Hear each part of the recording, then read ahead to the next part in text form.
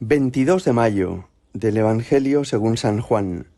En aquel tiempo, Pedro, volviéndose, vio que lo seguía el discípulo a quien Jesús amaba, el mismo que en la cena se había apoyado en su pecho y le había preguntado: «Señor, ¿quién es el que te va a entregar?». Al verlo, Pedro dice a Jesús: «Señor, ¿y este qué?». Jesús le contesta: «Si quiero que se quede hasta que yo venga, ¿a ti qué?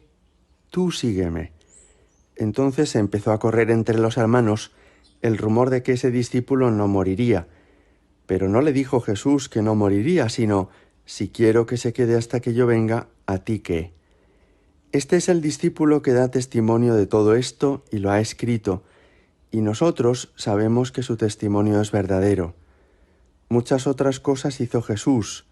Si se escribieran una por una, pienso que ni el mundo entero podría contener los libros que habría que escribir. Palabra del Señor. Como hemos venido viendo estos últimos días, en este capítulo 21 del Evangelio de San Juan aparecen las últimas apariciones de Jesús resucitado. El Señor ha enviado a los apóstoles a Galilea, al lago de Tiberíades, donde comenzó para ellos su vocación unos años antes, y allí ha tenido con ellos varias delicadezas extraordinarias. Les ha permitido que pasen la noche intentando pescar sin éxito, pero cuando ya amanece, desde la orilla les ha dicho: «Echad la red a la derecha», y una nueva pesca milagrosa ha hecho que no fueran capaces casi de sacar la red a la tierra. Después les ha esperado en la orilla de este lago con el desayuno preparado, y tenía unos pescados sobre unas brasas para que pudieran calentarse y también llevarse algo a la boca. Más tarde, como vimos ayer, se ha llevado a Pedro a dar un paseo y a curar las heridas profundas de su corazón después de las negaciones. «Me amas más que estos, me amas, me quieres». Y ha confirmado a Pedro en la vocación diciéndole: «Pastorea mis corderos, apacienta mis ovejas», que es como decirle: «Sigo contando contigo». Pues bien, el capítulo 21 concluye con este diálogo que tienen Pedro y el Señor. Pedro ya está repuesto, ya está curado de la herida profunda de su propia traición.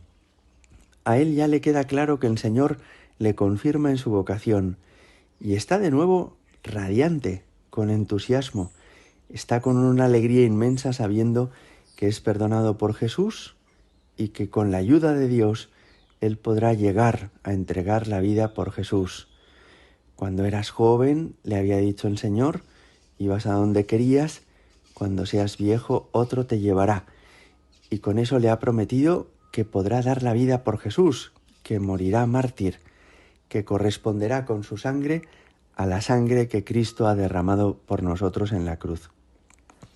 Pero estas últimas frases del Evangelio son también muy llamativas y muy ilustrativas, porque conforme iban andando Jesús y Pedro por la orilla, se les acerca Juan por detrás. Juan sigue a Pedro y a Jesús, y entonces Pedro le dice al Señor: «¿Y este qué?». Da la impresión de que Pedro vuelve a las andadas, podríamos decir. Es decir, que después de haberse curado de ese orgullo que había sido negativo para él anteriormente, cuando Pedro estaba seguro de sí mismo, no acierta.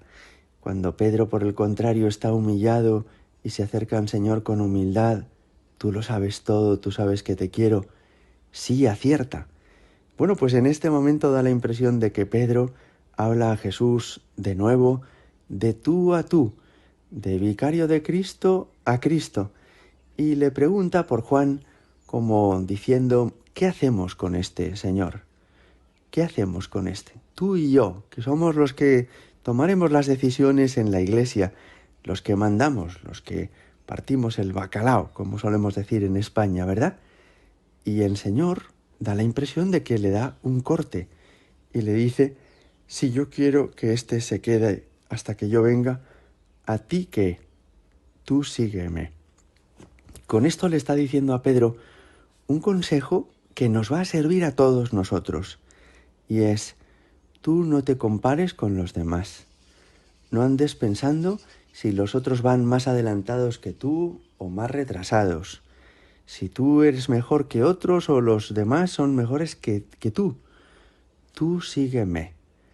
No compararnos con los demás significa no andar mirando demasiado a izquierda y derecha, a los demás, a los prójimos, a los que también siguen a Cristo.